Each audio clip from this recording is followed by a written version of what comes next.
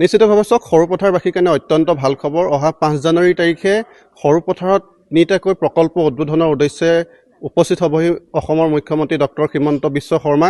আৰু এই মুহূৰ্তত মই যিহেতু উপস্থিত আছোঁ বৰপথাৰ নাহৰবাৰীস্থিত লাভলীনা বৰগোহাঁই ক্ৰীড়া প্ৰকল্পত। প্ৰথমে আমি ND24 দৰ্শকসকলক দৃশ্য দেখুৱাব বিচাৰিছোঁ।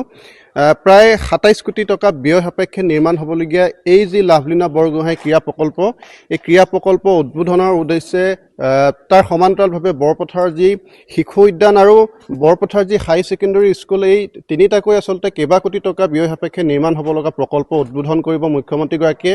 আৰু তাৰ সমান্তৰালভাৱে মুখ্যমন্ত্ৰী উদ্যমিতা আঁচনিৰ যি আচলতে চেক প্ৰদান কাৰ্যসূচীত অংশগ্ৰহণ কৰিব মুখ্যমন্ত্ৰীগৰাকীয়ে।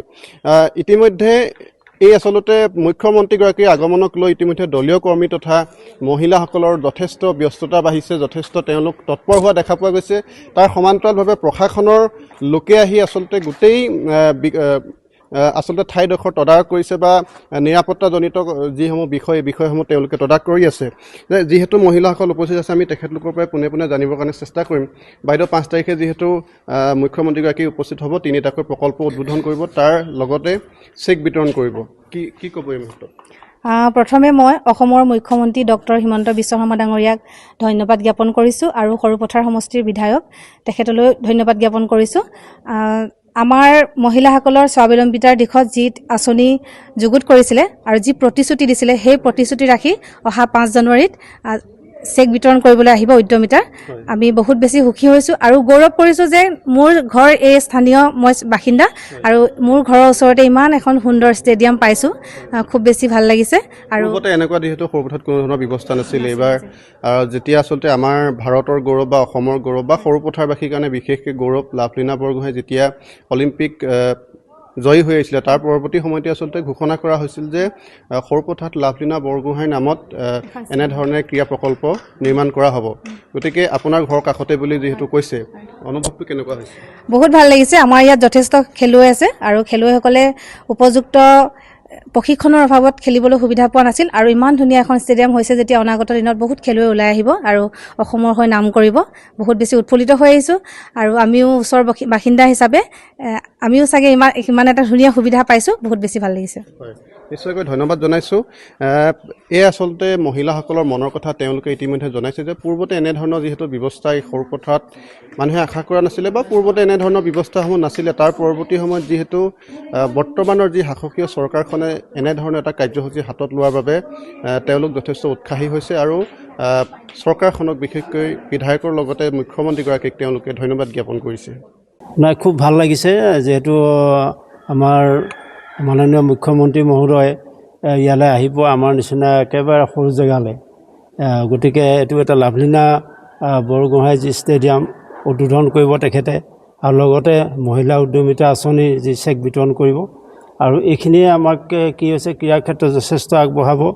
আৰু বিশেষকৈ মই আগতো কৈছোঁ যে সৰুপথাৰ যি ক্ৰীড়াৰ ৰাজধানী বুলি আগতে চিহ্নিত হৈছে, গতিকে ইয়াৰ পৰা যথেষ্ট সংখ্যক খেলুৱৈ সৃষ্টি হৈছে আৰু আগন্তুক দিনত নিশ্চয় আৰু অধিক খেলুৱৈয়ে আমাৰ অসম তথা ভাৰতৰ নাম উজ্জ্বল কৰিব বুলি মোৰ দৃঢ় বিশ্বাস।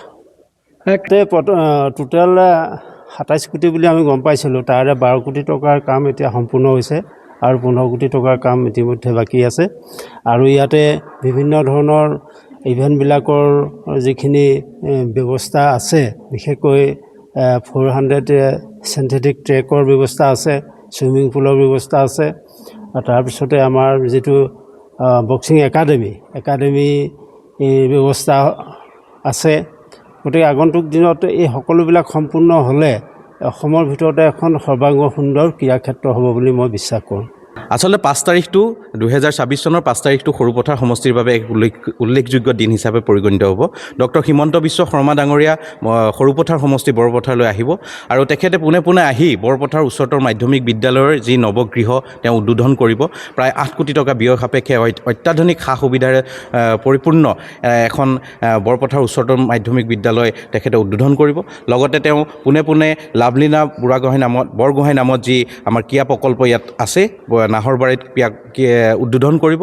এই গৃহতে ইয়াৰ যি ৰাজহুৱা খেলপথাৰতে যি মহিলা উদ্যমিতা আঁচনিৰ যি চেক তেখেতে প্ৰদান কৰিব।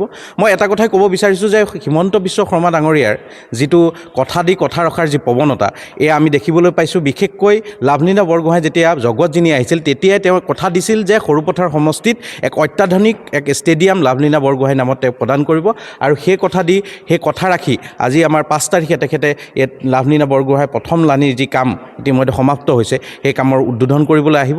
গতিকে আমি আশা কৰিছোঁ যে ইয়াৰ যোগেদি আমাৰ সৰুপথাৰ সমষ্টিৰ যি ক্ৰীড়াৰ ৰাজধানী হ'বলৈ গৈ আছে, এই ক্ৰীড়াৰ ৰাজধানীৰ ক্ষেত্ৰত যথেষ্টখিনি ভূমিকা পালন কৰিব। ইতিমধ্যে আপোনালোকে জানে যে লাভলীনা বৰগোহাঁইৰ পিছত নয়নমণিৰ পৰা আদি কৰি বহুখিনি খেলুৱৈ আমাৰ বিশ্ব দৰবাৰত তেওঁলোকে নিজৰ নাম উজ্বলাবলৈ সক্ষম হৈছে, আৰু পৰৱৰ্তী সময়ত ইয়াতকৈ নতুন নতুন খেলুৱৈ এনেধৰণৰ ষ্টেডিয়ামবিলাকৰ পৰা ওলাই যাবলৈ সক্ষম হ'ব। গতিকে পুনৰবাৰ ডক্টৰ হিমন্ত বিশ্ব শৰ্মা ডাঙৰীয়াক ধন্যবাদ জনাইছোঁ, আৰু বিশেষকৈ আমাৰ অতি আদৰ জনপ্ৰিয় বিধায়ক বিশ্বজিৎ ফুকন ডাঙৰীয়াৰ এই কাম কৰাৰ যি প্ৰৱণতা, তেওঁৰ যি সদিচ্ছা, তাৰ বাবে তেখেতকো কৃতজ্ঞতা জ্ঞাপন কৰিছোঁ।